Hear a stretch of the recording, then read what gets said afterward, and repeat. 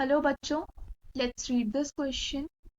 Commercial hydrogen is obtained from option 1 coal gas, option 2 water gas, option 3 air, and option number 4 producer gas. So in this question, required key concept is the commercial method for preparation of hydrogen. So commercially, hydrogen is produced by Bosch process.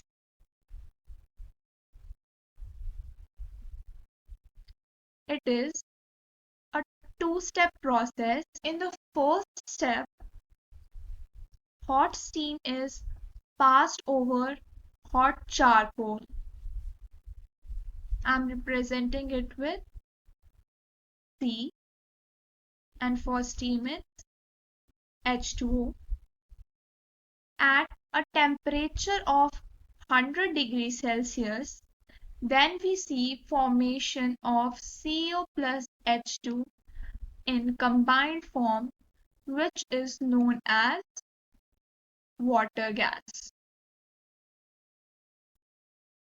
Then in step number 2, we see that this water gas again reacts with excess of steam. अब इस reaction में हमारी water gas में combined form में carbon monoxide और H2 present होता है, लेकिन जब हम रिएक्शन कर रहे होते हैं तो ये जो Cu होता है सबसे पहले ये पार्टिसिपेट करेगा रिएक्शन में एक्सेस ऑफ स्टीम के साथ, और हमारे जो कैटलिस्ट प्रेजेंट हैं वो है Fe2O3 या फिर Cr2O3, और ये रिएक्शन होता है टेम्परेचर पे 450 डिग्री सेल्सियस पे।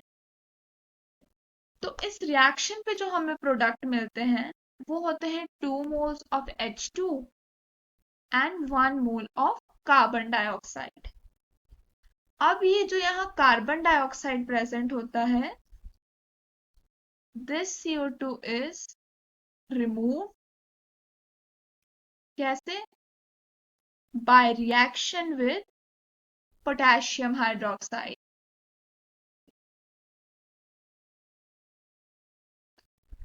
ठीक है, क्योंकि अभी तो ये साथ में आ रहा है, मतलब इंडिपेंडेंटली इंडिविजुअली हमें H2 नहीं मिला पर यहाँ तक मिल गया।